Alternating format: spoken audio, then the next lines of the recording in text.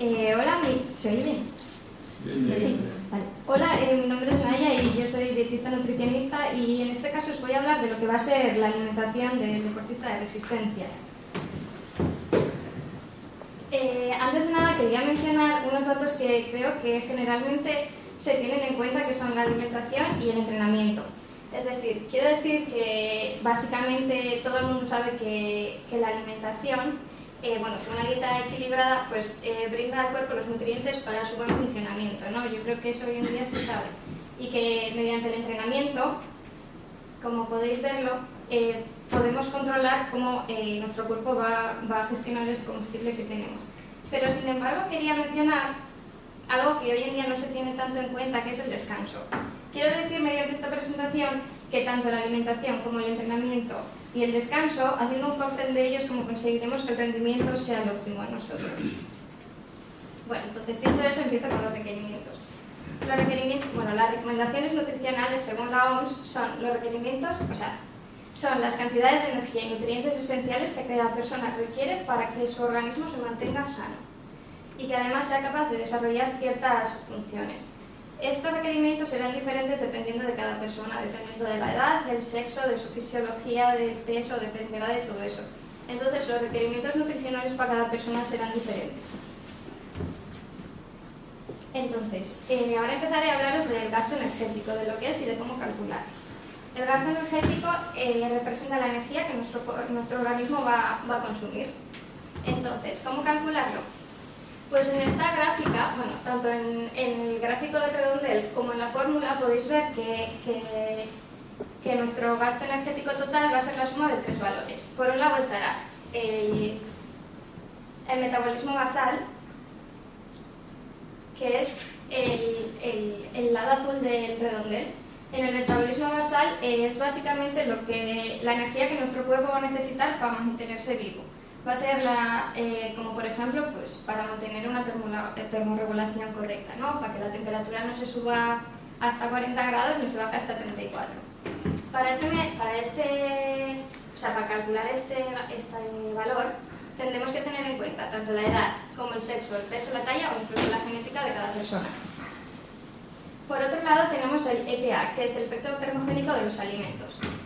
Para calcular este valor, que suele rondar el 10% del gasto energético total, tendremos que tener en cuenta cuánto comemos y qué es lo que comemos, ya que hay algunos alimentos como las proteínas que tienen un efecto termogénico un poco mayor.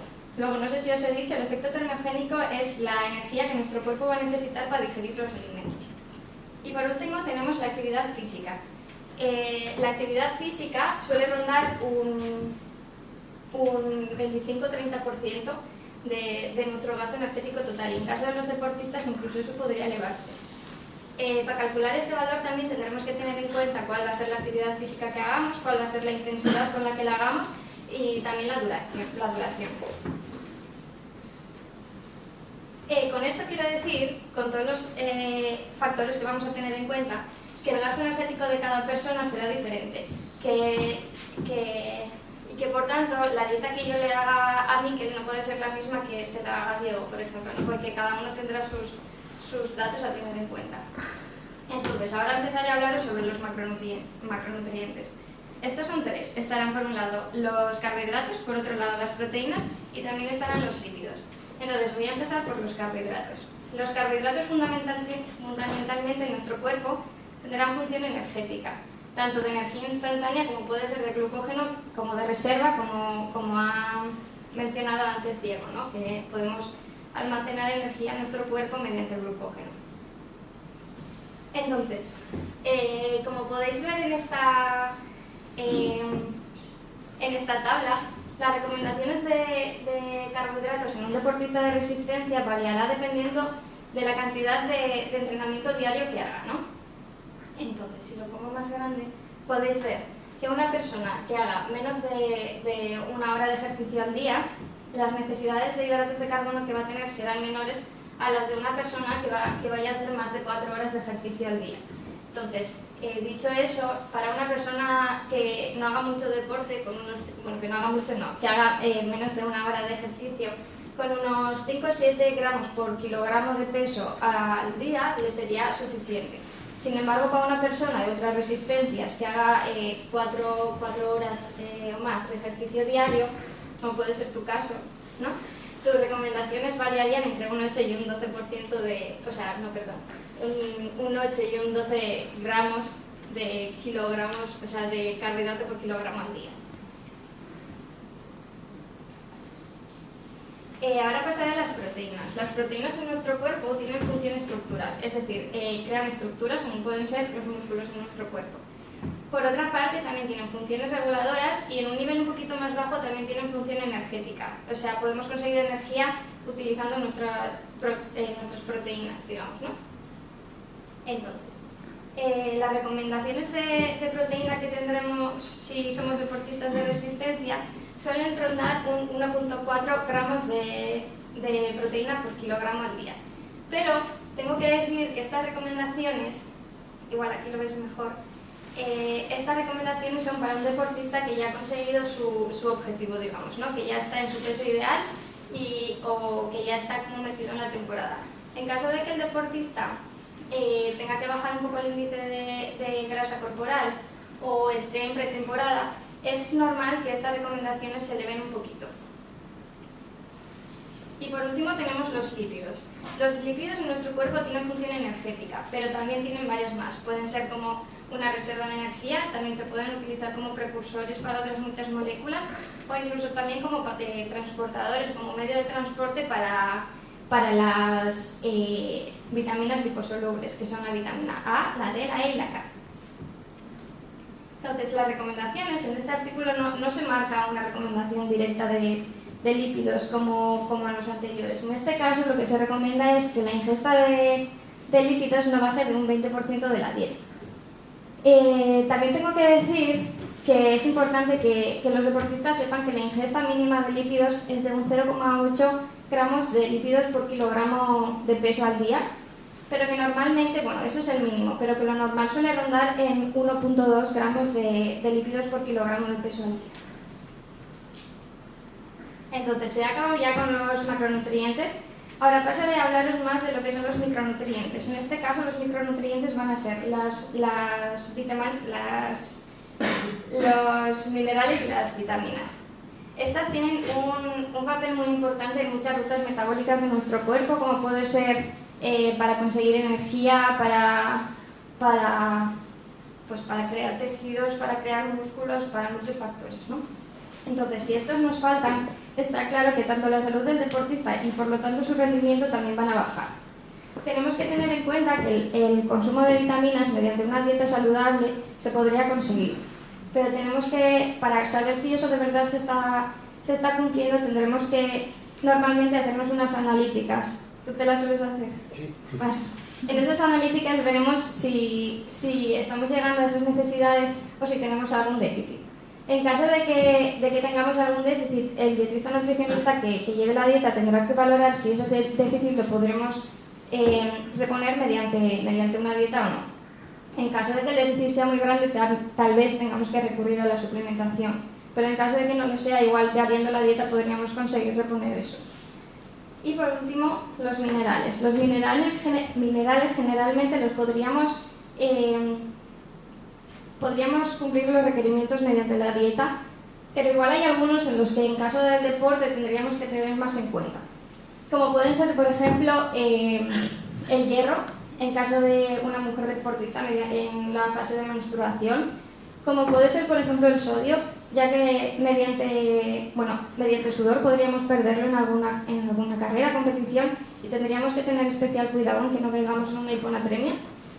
Puede ser el cloro también a la vez que el sodio, o puede ser el calcio, ya que es muy importante llegar a los requerimientos para la buena creación del músculo e incluso para las contracciones musculares. La reposición de fluidos. Es muy importante también tener en cuenta los líquidos que vayamos a beber y los electrolitos que vayamos a consumir. Los líquidos, generalmente el agua, la función que va a tener en nuestro cuerpo va a ser la termorregulación del organismo, es decir, mantener la temperatura del organismo estable. Y también regular la osmolaridad, que los electrolitos no se concentren de más o de menos. Vale. no hay un dato general de cuánto agua tiene que beber una persona.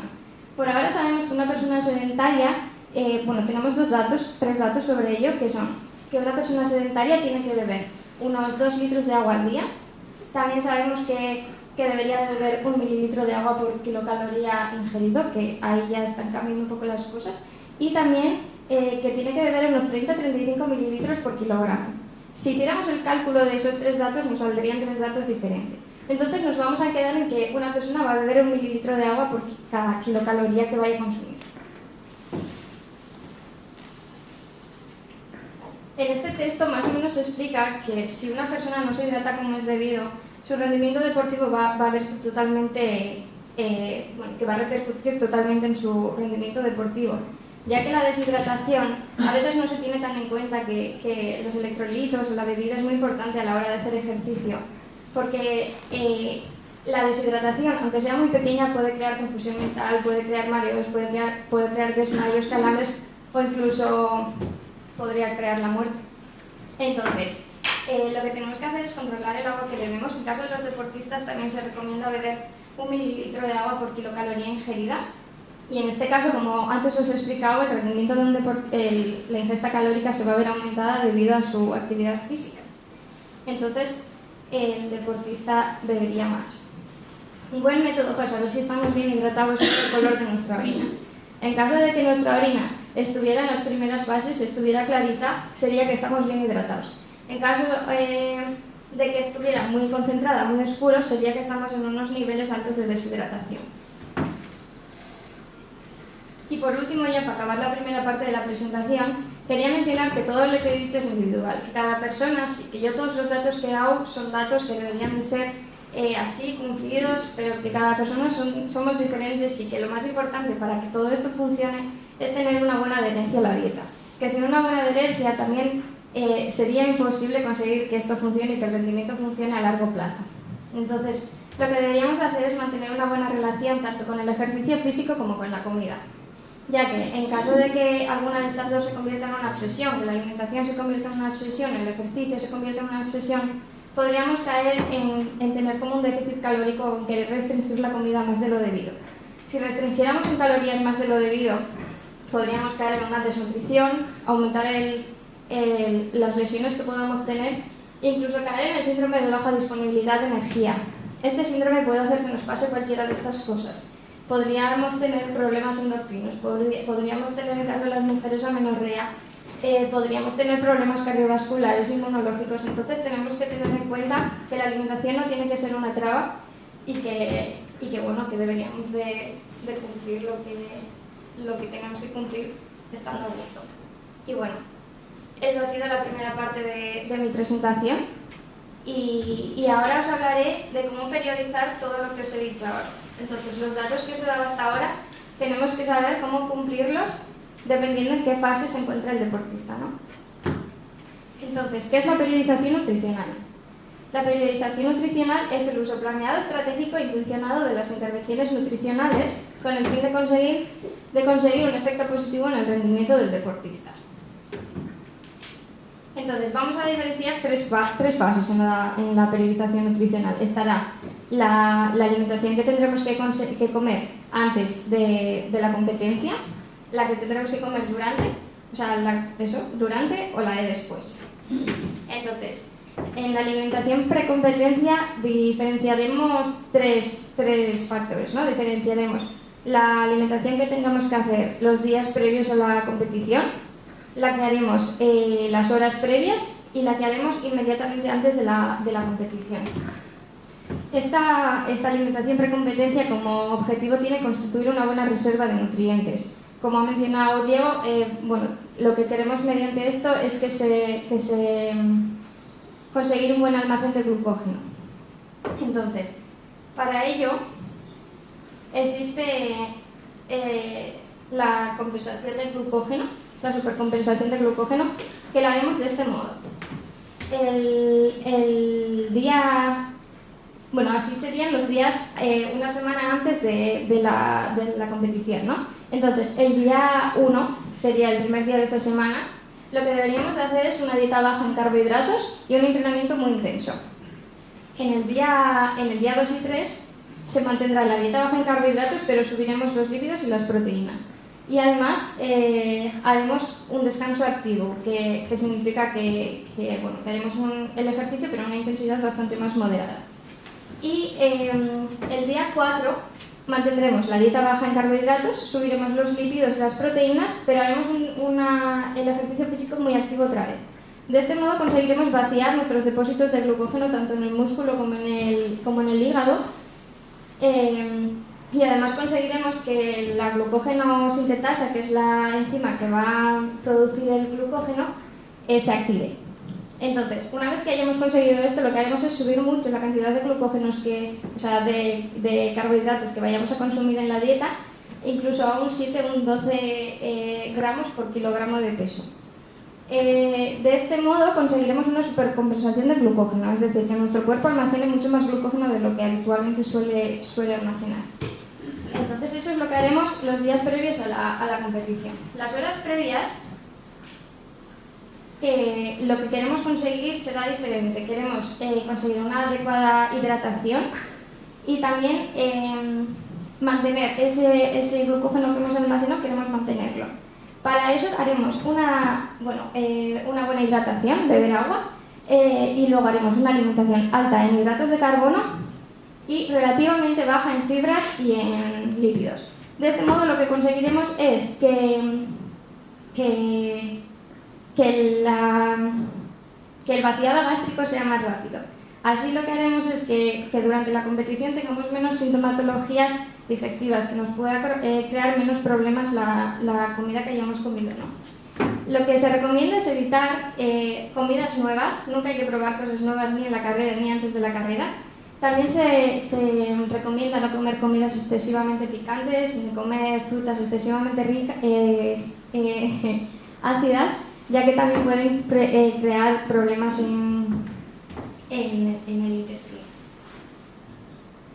Inmediatamente antes de la competición, es decir, una hora, media hora antes de la competición, lo que se recomienda es hacer una ingesta de unos 150 o 200 calorías, dependiendo siempre de cada persona. Entonces, en este caso también el alimento será básicamente hidratos de carbono, de fácil digestión y poca fibra, y puede ser tanto sólido como líquido. En cuanto a la hidratación precompetencia, se recomienda beber agua. Se recomienda beber unos 1 o 2 vasos de agua 30 o 60 minutos antes de la competición. Es decir, lo que se recomienda en este caso es ir bien hidratado a la carrera. Luego, la alimentación intracompetencia. En este caso, el objetivo es el mantenimiento físico óptimo sin desfallecimiento. Lo que queremos es retrasar la fatiga, evitar la deshidratación y con ello también reponer los electrolitos y agua que podamos perder durante la carrera. En este caso tendremos 2 factores a tener en cuenta, tanto los endógenos como los exógenos. Los factores endógenos será la tolerancia del propio individuo, es decir, la capacidad que tiene un individuo para comer durante el ejercicio.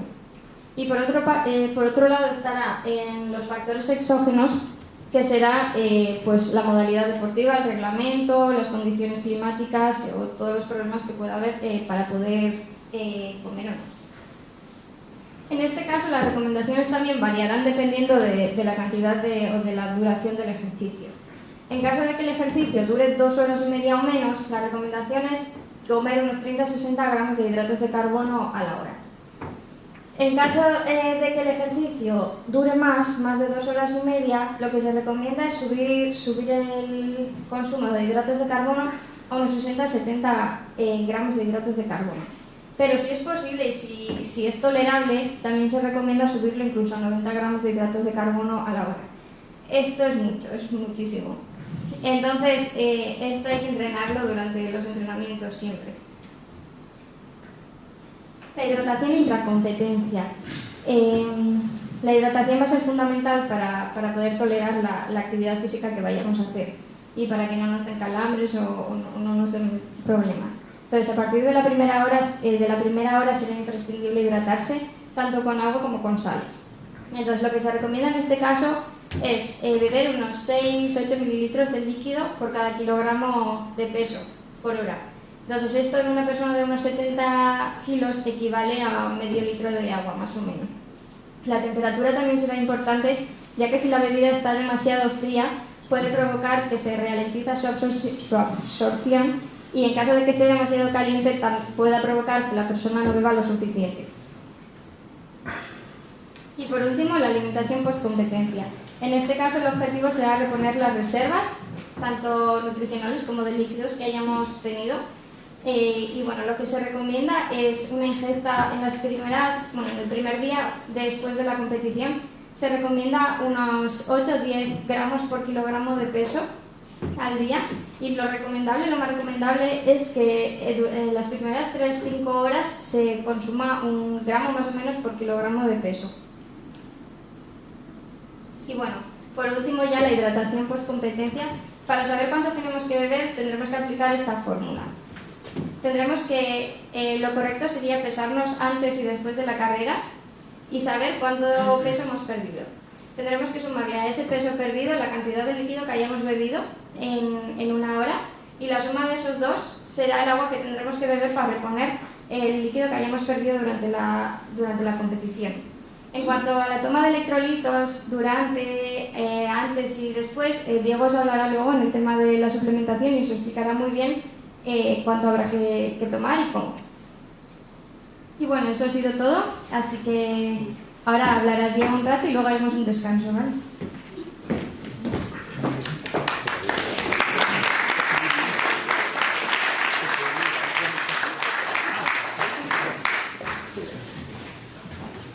Bueno, muy bien, Nadia, gracias. Súper interesante, también ahí refrescando algunas cositas del tema de nutrición y pues ahora como